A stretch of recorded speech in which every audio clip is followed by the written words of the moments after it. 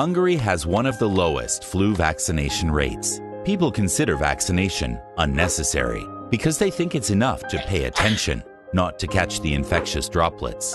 Sanofi Pasteur, one of the 3 flu vaccine producers in Hungary, knows that the virus can stay on surfaces for hours.